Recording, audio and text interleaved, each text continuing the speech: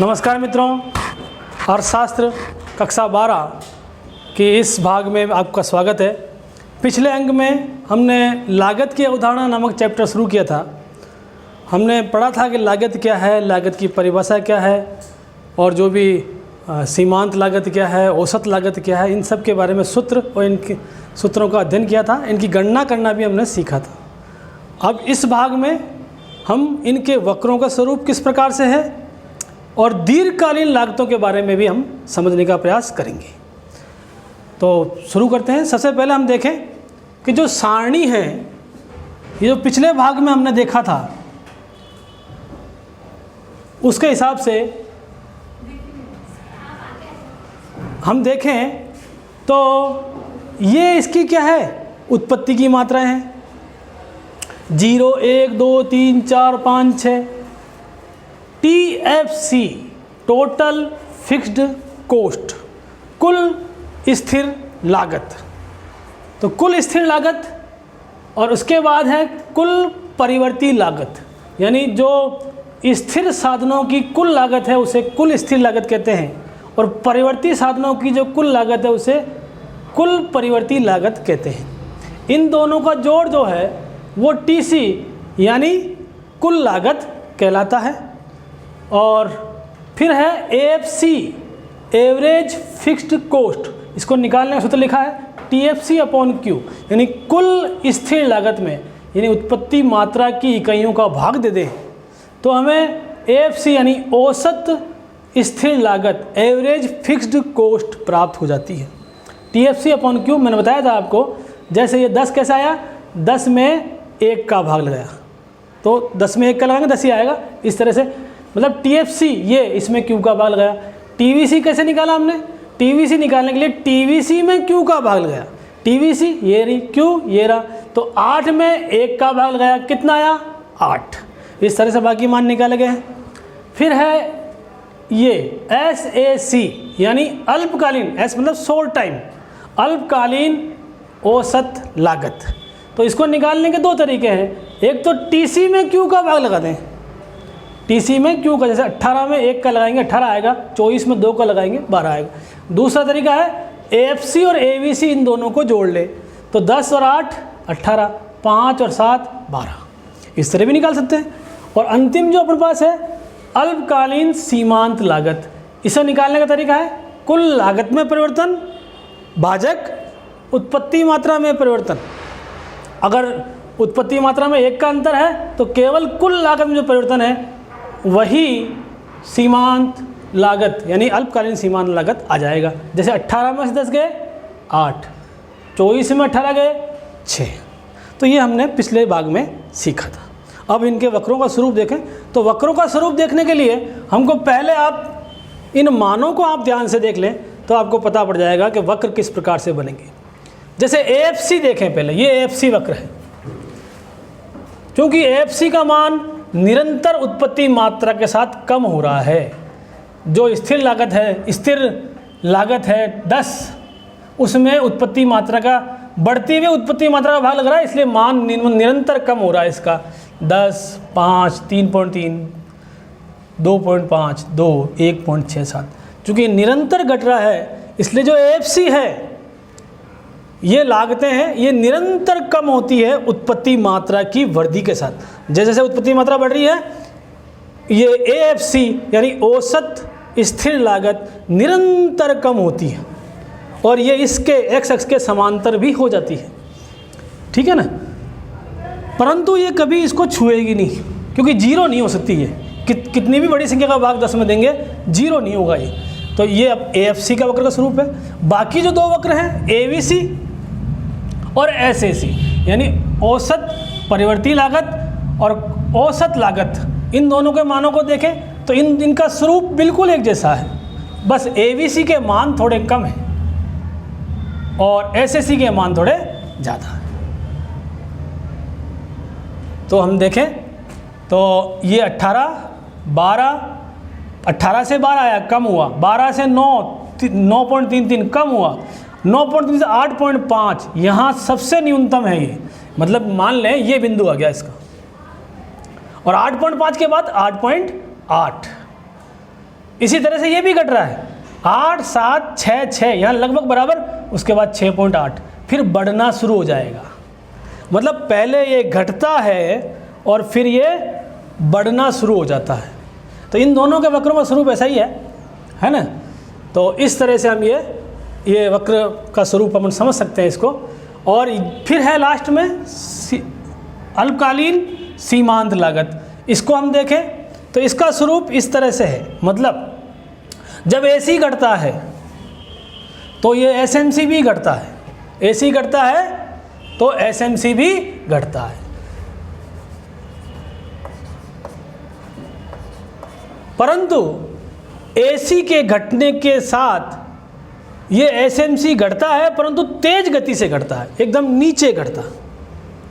और जब ये सबसे निम्नतम बिंदु पर होता है AC, उस स्थिति में ये इसको यहाँ पर मिल जाता है। और जैसे ही ये बढ़ना शुरू होता है ये तेज गति से बढ़ता है। इसको समझने के लिए अपन नीचे एक चित्र और देख सकते हैं। इसको, इस चित्र को ध्यान से देखेंगे तो समझ में आ जाएगा। इस चित्र के द्वारा देखें तो ये अपने क्या है, MC यानी सीमांत लागत। ये क्या है, औसत लागत। तो हम देखें औसत लागत घटती है, सीमांत लागत भी घटती है। औसत लागत बढ़ना शुरू होती है, सीमांत लागत भी बढ़ना शुरू हो जाती है। परंतु जब घटती है, देखें आप इस A बिंदु पर देखें, जब औसत लागत घट रही है तो सीमांत लागत तेज गति से घट रही है। MC लेस देन AC, कहाँ पर, A बिंदु पर। जो MC पर कौन सा बिंदु है, B है। और C बिंदु पर क्या हो रहा है, C बिंदु पर दोनों बराबर है। ये इसका निम्नतम बिंदु है AC का। औसत लागत के निम्नतम बिंदु पर MC वक्र इसको काटता है, स्पर्श करता है, काटते हुए निकलता है। तो यहाँ पर न्यूनतम है ये, यानी MC बराबर AC किस बिंदु पर, C बिंदु पर। और उसके बाद देखें हम तो MC ग्रेटर देन AC, इसके बाद MC इसके ऊपर निकल जाता है, यानी इससे तेज गति से बढ़ता है। तो इस जैसे D बिंदु पर देखें तो MC का मान AC से अधिक है। तो A बिंदु पर MC less than AC, C बिंदु पर MC इक्वल टू AC और D बिंदु पर MC ग्रेटर देन AC। तो इसी तरह से हमको वक्रों को इस तरह से हमको परीक्षा में भी समझाना है और लिखना है। अच्छा, ये तो हमने अभी पढ़ा अल्पकालीन लागत वक्रों की गणना, सूत्र और स्वरूप। अब हम पढ़ेंगे दीर्घकालीन लागतें क्या होती है। मैंने कहा था दीर्घकालीन वह अवधि है जिसमें हम उत्पत्ति के जितने भी साधन हैं सबको बदल सकते हैं। अल्पकाल में दो तरह के साधन होते हैं, स्थिर साधन और परिवर्ती साधन। परंतु दीर्घकाल में सब परिवर्ती है, सब बदले जा सकते हैं, इसलिए उसमें दो तरह के साधन नहीं होते, केवल एक साधन होते हैं दीर्घकालीन, है ना। तो इसमें हम दीर्घकालीन लागत क्या होती है, दीर्घकालीन लागत जो दीर्घकाल के अंदर सभी साधनों के परिवर्तन के फलस्वरूप जो लागत हमें प्राप्त होती है उसे हम दीर्घकालीन लागत कहते हैं। अच्छा, इसमें दीर्घकालीन औसत लागत जब भी निकालनी है तो हम दीर्घकालीन लागत ये अपने LAC यहाँ भी है, तो LAC में अगर हमको एवरेज निकालना है दीर्घकालीन लागत LC टोटल लागत, अगर हमको LAC निकालना दीर्घकालीन औसत लागत निकालना है तो LC में जो दीर्घकालीन लागत है उसमें उत्पत्ति मात्रा का भाग लगा देंगे। जब भी एवरेज निकालना हो कुल में मात्रा का भाग लगा दीजिए। तो यहाँ कौन सी मात्रा है, दीर्घकालीन लागत, और उत्पत्ति मात्रा कौन सी है, Q, इसका हम भाग लगा। तो दीर्घकालीन लागत होगी, दीर्घकालीन औसत लागत होगी। अब इनके वक्रों का स्वरूप देखें तो जो विभिन्न समय अवधि है अल्पकाल की, उनके जितने SAC वक्र अल्पकालीन औसत वक्र बनते हैं उनके निम्नतम बिंदुओं को छूता हुआ दीर्घकालीन लागत वक्र बनता है।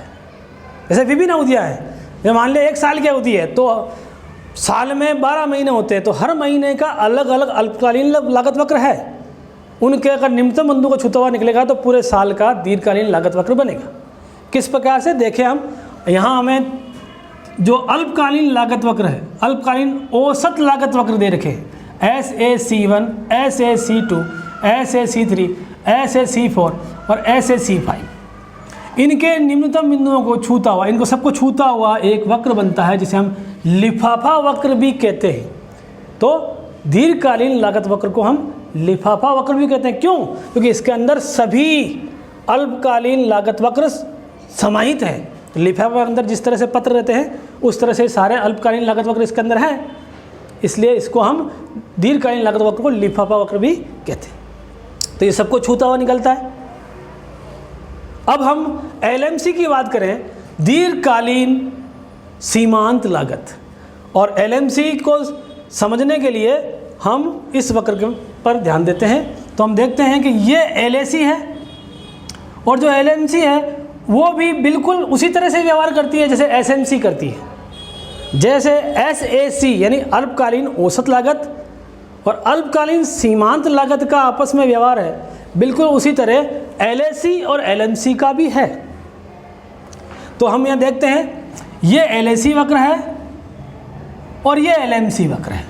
तो जब ये गिरता है तो ये LMC भी गिरता है और इसको छूता हुआ ऊपर निकलता है। इस बिंदु पर सब बराबर है। ये अल्पकालीन, उस अल्पकाल का जो औसत लागत वक्र है वो भी, अल्पकालीन सीमांत लागत वक्र भी इसको छूता हुआ यहाँ से निकल रहा है।